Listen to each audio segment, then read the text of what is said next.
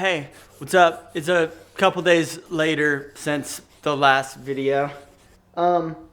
Anyway, I just went live on Twitch via my phone, so that was interesting. It was cool. It like worked. It didn't look as cool as this, but yeah. Also, for those of you that don't care, I'm shooting this at a 1/400th shutter. Typically you'd want to use like a 180-degree shutter rule. So if I'm shooting at 24 frames, I'd shoot at a 50th of a second shutter speed, just so the motion blur is proper. Occasionally you can crank that to less of a shutter angle to get a little less motion blur to tighten it up. But 1/400th is just, there is no motion blur. Everything looks like movement, looks really crazy when you crank the shutter. However, I like the way this lighting looks. I'm shooting at a 1.4 aperture, so it's gonna give us really shallow depth of field. Like that's gonna be blown out. I mean, like melt away. So that's like the cool thing about shooting with these lenses that have really fast apertures. I'm shooting in S-Log 3 just because I freaking love it. A lot of people that don't want to grade will shoot like S-Cinetone, but I think it's so fun. Like this footage, when it goes to my computer, looks horrible. It looks great. I've shown you guys like what log footage looks like, but I have a LUT that I throw in there that converts it from log to Rec 709, and then I go above and beyond and actually, usually throw on like a look grade after that and tweak it. So it's creative, it's artistic, it's fun. I love it. But the base for log is ISO 640. So that's not a high ISO, but it's not ISO 100. So shooting ISO 640 with 1.4 aperture, if there's any light whatsoever, you're gonna be blown out. So you really need a variable ND, which I usually shoot with, but it was a hassle. It's on my other camera right now, and I didn't want to switch it over, so it wasn't that big a deal. Plus, honestly, I really like a cranked shutter look. It looks different, and sometimes when I'm watching like an NFL game and they have the Steadicam on the sidelines, it looks hyper real, and that's because they're not shooting at a regular 180-degree shutter angle. They have it cranked. And it looks so sick because it's super shallow depth of field, but it looks like a video game. I mean, it looks hyper real.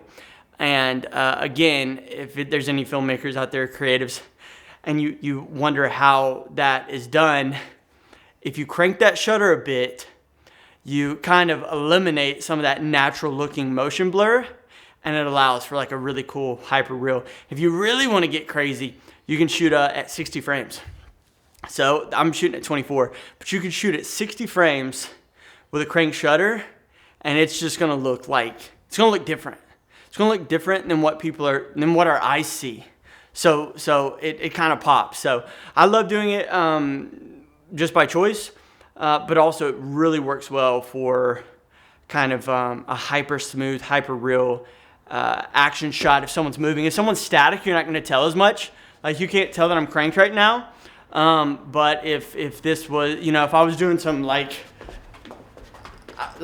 moves, then that's when it would look different. So anyway, I'm going to see if I can hit 225 today. We'll see. That'd be a big jump. So maybe not. I think last workout I did 205. So we'll see how it goes. Probably shouldn't jump that much. Probably should just go for like a 210, 215, which I probably will. I don't know. Who knows? It's in front of me.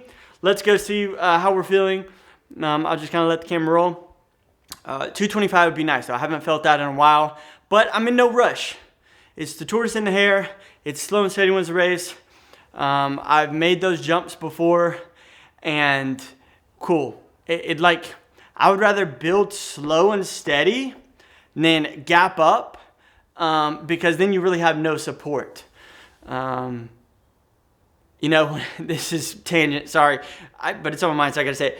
When it comes to stocks, which I'm pretty heavy in, you read charts and you find levels of support, you find levels of resistance, and you can kind of make plays based off that. Fundamental plays. Certain plays that some of you know that I'm in are not fundamental, but not financial advice. Popcorn to the moon. But anyway, just trust. It's just trust. But you look for levels of support and resistance, and then you kind of make your best guess off that. One thing is everything. So in training, I know you could add 20 or 30 pounds to your lift, but okay, you don't have any support underneath that. So your body doesn't make jumps like that. It likes the slow incremental jumps, not the big gap ups. So we'll see. I may pull the reins back and just hold myself to a nice 215 today. Anyway, we'll see. Let's go.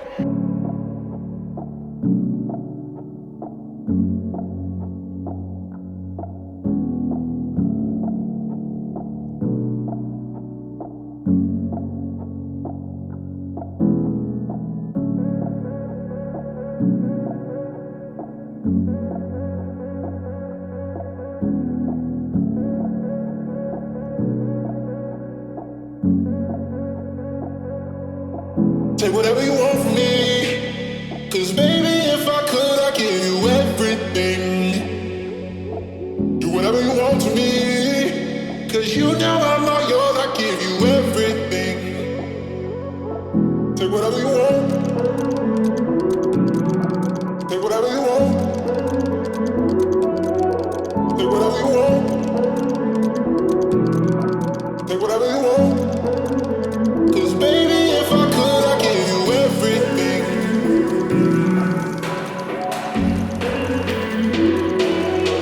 I'd give you everything. I'd give you everything.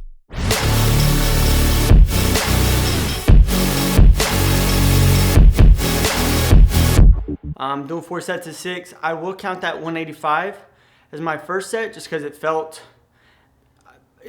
it. Typically that's what I'll do. My first set's kind of I work into my first working set. So I'll typically program 4 sets, and I'm really getting 3 or even as little as 2 top end grow sets. But I once I start feeling the weight, I'll count that as a set. So I won't do 4 top ends. It would be way too much volume. But I don't program 2 sets of 6. I'll program 4 sets of 6, and then again I'll figure out where I start actually counting those. Usually I'll get at least 1 or 2 warm-up sets leading in where I'm building up to a weight that I can feel, and then from there I'll count it. So again, I don't count the set of 95 pounds that I did. I don't count the set of 135 pounds that I did. I will count that 185. I will count this 205. And then I guess ideally I would also have a set of 215 and then maybe hit that top end 225 set of 6 today. And that would be my 4 sets. So that's just kind of how I work in my warm-ups and my working sets. Here we are, 215 set of 6. Okay. Weighing 170 right now. 170. Okay. Oy, oy, oy, oy.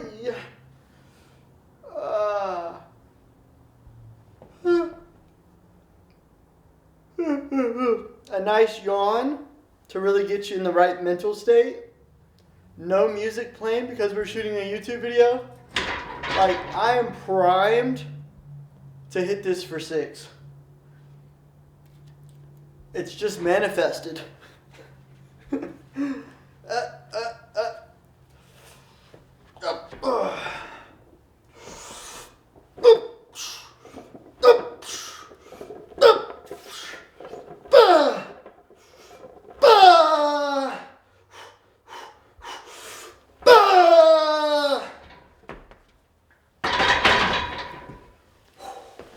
Honestly, quick game recap. I don't think I hit that without the yawn. Call me crazy. The yawn brought so much oxygen into my red blood cells that it really just carried me through that lift. I'm gonna do that again. I'm gonna do another set of 6 with 215, and we're gonna call that good. 225 is coming. Could I grind it out today? Maybe.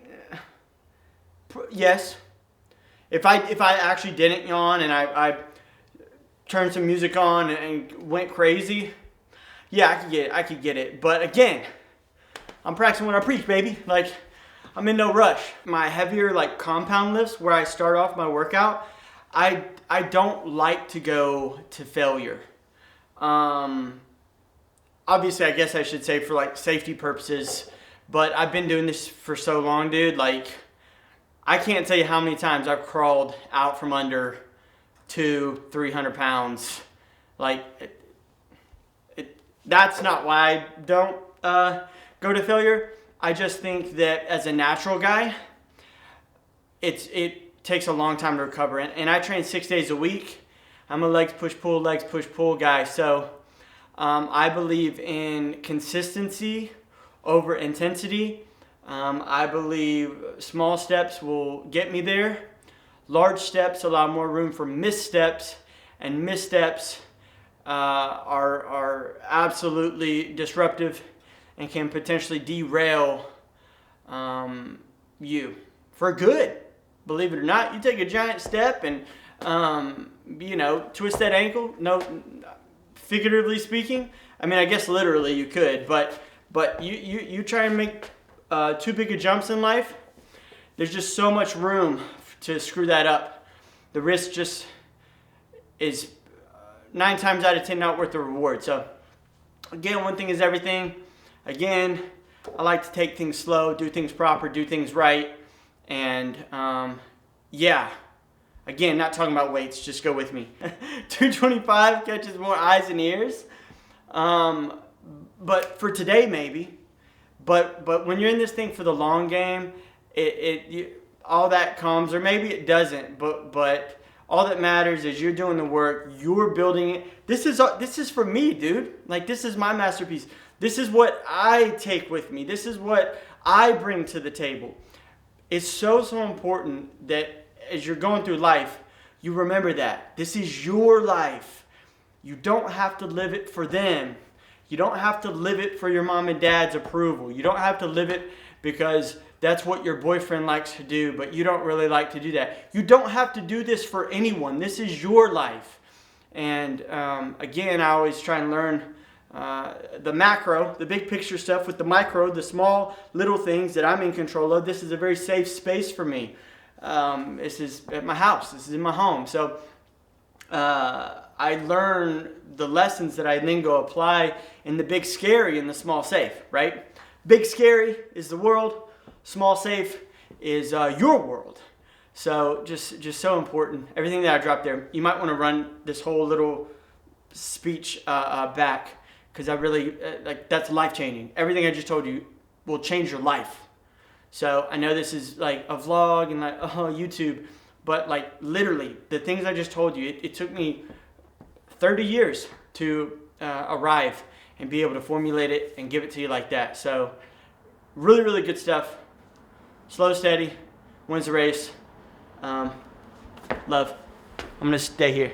And a matter of fact, I'm just gonna go ahead and end the vlog there, because that was, I just ripped it. So thank you for watching. Like I said, I'm staying here. Thanks so much for watching. I love you tons, and I will see you guys in the next one.